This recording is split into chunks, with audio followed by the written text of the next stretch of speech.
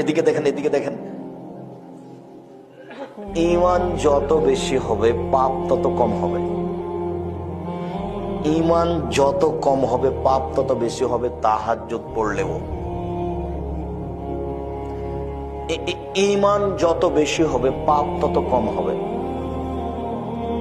ঈমান যত কম হবে পাপ তত বেশি হবে তাহাজ্জুদ পড়লেও। মুরব্বি তাহাজ্জুদ পড়ে কিন্তু তামাক খায়। মুরব্বি তাহাজ্জুদ পড়ে কিন্তু দাড়ি চাঁচে, ঈমান কাজ করে না। মেয়েটা বোরখা পরে কিন্তু প্রেমের গল্প করে, তার ঈমান কোনো কাজ করে না।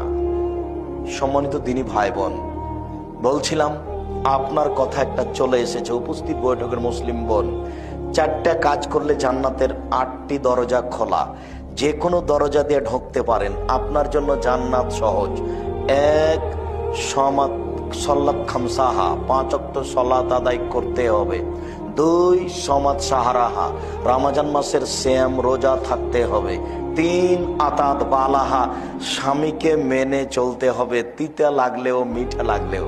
যদি স্বামীর সাথে না বনে তাহলে তাকে খোলা তালাক দিয়ে চলে যেতে হবে, অন্যথায় স্বামীকে মেনে চলতে হবে।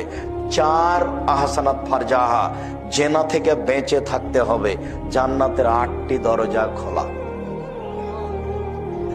1, 5 ওয়াক্ত সালাত। 2, রমজান মাসে রোজা। 3, স্বামীকে মেনে চলা। 4, জেনা না করা। এই 4টে কাজ করলেই জান্নাতের 8টি দরজা খোলা।